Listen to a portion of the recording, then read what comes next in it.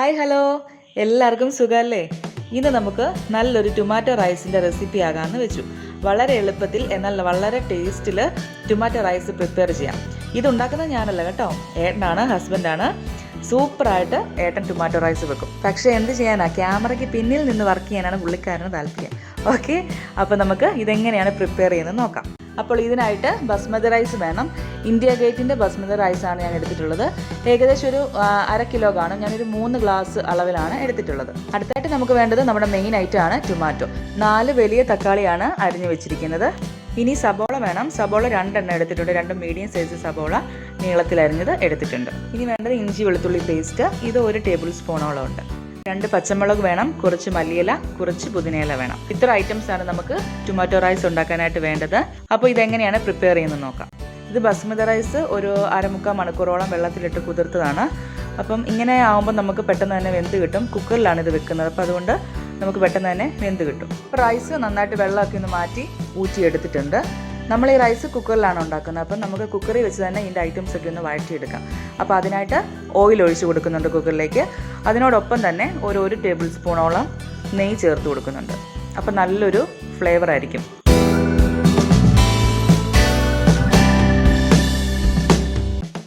ഇതിലേക്ക് പട്ട, ഗ്രാമ്പൂ, ഏലക്ക ഈ ഐറ്റംസ് ഒക്കെ ഇട്ട് കൊടുക്കുന്നുണ്ട്.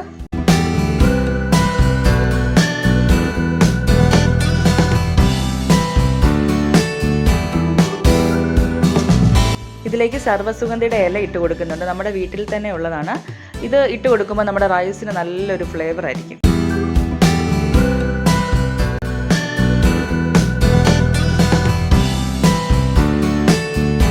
ഇനി ഇതിലേക്ക് സബോളയൊക്കെ ഇട്ട് കൊടുക്കാം. സബോളയും തക്കാളിയൊക്കെ ഇട്ട് കൊടുക്കാം. ആദ്യം സബോള ഇട്ട് കൊടുത്തിട്ട് അത് നമുക്ക് നന്നായിട്ടൊന്ന് വഴറ്റിയെടുക്കാം.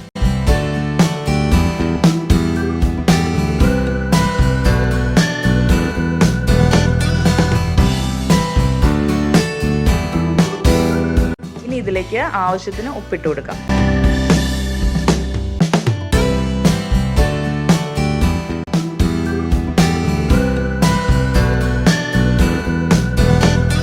ഇപ്പോൾ സബോള ഏകദേശം ഒന്ന് വഴന്ന് വന്നിട്ടുണ്ട്. അപ്പോൾ ഇതിലേക്ക് കുറച്ച് കറിവേപ്പിലയും കൂടി ഇട്ട് കൊടുക്കാം.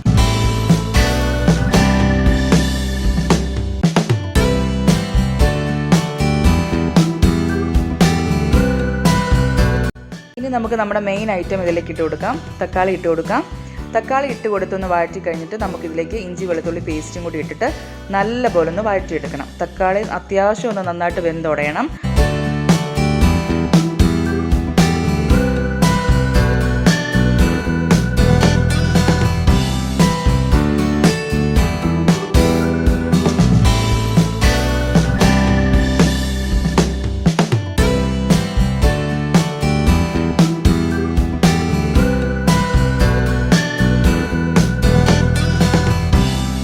തക്കാളി നന്നായിട്ട് വഴന്ന് വന്നിട്ടുണ്ട്. ഇനി നമുക്കിതിലേക്ക് പൊടി ഐറ്റംസ് ഒക്കെ ഇട്ട് കൊടുക്കാം.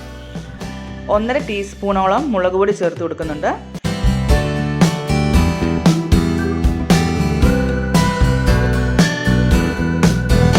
1/2 ടീസ്പൂൺ മഞ്ഞൾപ്പൊടി, 1 ടീസ്പൂൺ മല്ലിപ്പൊടി, 1/4 ടീസ്പൂണോളം ഗരം മസാല. ഇത്ര പൊടി ഐറ്റംസ് ആണ് നമ്മൾ ഇതിലേക്ക് ചേർത്ത് കൊടുത്തിരിക്കുന്നത്. ഇനി ഇത് നന്നായിട്ടൊന്ന് മൂപ്പിച്ച് നന്നായിട്ടൊന്ന് വഴറ്റിയെടുക്കണം. മസാലയൊക്കെ നന്നായിട്ട് മൂത്ത് വരുന്ന പരുവത്തിൽ വഴറ്റിയെടുക്കാം. ഏട്ടൻ ഇത് വഴറ്റി കൊടുത്തുകൊണ്ടിരിക്കുകയാണ്. അതിൻ്റെ ഇടയ്ക്ക് നൈസായിട്ട് ഏട്ടൻ്റെ വീഡിയോ ഞാനൊന്ന് എടുത്താണ്.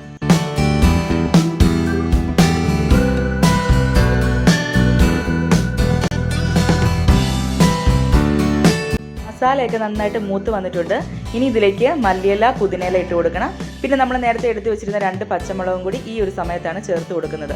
പച്ചമുളക് നേരത്തെ വഴറ്റാൻ നേരം ചേർത്ത് കൊടുക്കാൻ എന്താണെന്ന് പറഞ്ഞു കഴിഞ്ഞാൽ അത് നന്നായിട്ടങ്ങ് ഉടഞ്ഞു പോവും. അപ്പോൾ അങ്ങനെ ആവാതിരിക്കാനായിട്ടാണ് ഈ ഒരു ലാസ്റ്റ് സ്റ്റേജിൽ നമ്മൾ പച്ചമുളക് ചേർത്ത് കൊടുക്കുന്നത്.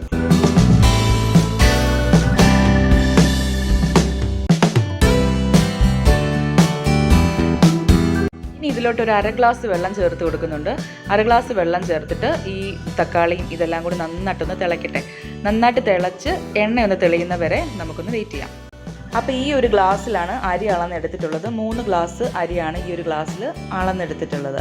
അപ്പോൾ നമ്മൾ ഇതിലേക്ക് ചേർക്കാനുള്ള വെള്ളവും ഈ ഒരു ഗ്ലാസ്സിൽ തന്നെ വേണം അളന്നെടുക്കാനായിട്ട്. അപ്പോൾ 3 ഗ്ലാസ് അരിക്ക് 3 ഗ്ലാസ് വെള്ളമാണ് ഇവിടെ യൂസ് ചെയ്തിരിക്കുന്നത്. തക്കാളി നന്നായിട്ട് തിളയൊക്കെ വന്ന് റെഡി ആയിട്ടുണ്ട്. അപ്പോൾ അതിലേക്ക് നമ്മൾ ഈ അളന്ന് വെച്ച വെള്ളം നമുക്ക് ഒഴിച്ചു കൊടുക്കാം. ഇനി ഇതിലേക്ക് അരമുറി ചെറുനാരങ്ങയും കൂടി പിഴിഞ്ഞൊഴിക്കുന്നുണ്ട്. എന്നിട്ട് വെള്ളം നന്നായിട്ട് വെട്ടി തിളയ്ക്കുമ്പോൾ നമുക്ക് റൈസ് ഇട്ട് കൊടുക്കാം.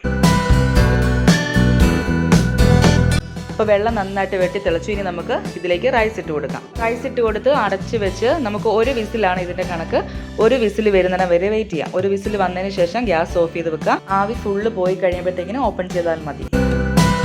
അപ്പോൾ ആവിയൊക്കെ പോയിട്ടുണ്ട്. നമുക്കിത് ഓപ്പൺ ചെയ്യാം. നല്ല പെർഫെക്റ്റ് ആയിട്ട് വന്നിട്ടുണ്ട്. ഒട്ടും വെള്ളമൊന്നുമില്ലാതെ നല്ല പക്കായിട്ട് വന്നിട്ടുണ്ട്.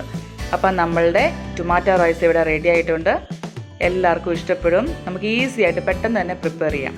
അപ്പോൾ പെട്ടെന്ന് തന്നെ കോംപ്ലിക്കേഷൻസ് ഒന്നുമില്ല. കുക്കറിൽ നമുക്ക് വളരെ എളുപ്പത്തിൽ തന്നെ ടൊമാറ്റോ റൈസ് തയ്യാറാക്കിയെടുക്കാം. അപ്പോൾ ടൊമാറ്റോ റൈസ് കഴിക്കാൻ തോന്നുന്നവർ വേഗം തന്നെ ഇതേപോലെ റെഡിയാക്കിക്കോ. ടേസ്റ്റിൻ്റെ കാര്യത്തിൽ ഞാൻ ഗ്യാരണ്ടിയാണ്. ഓക്കെ, അപ്പോൾ നമുക്ക് നെക്സ്റ്റ് ഒരു വീഡിയോയിലൂടെ വീണ്ടും കാണാം. അതുവരെ ബൈ.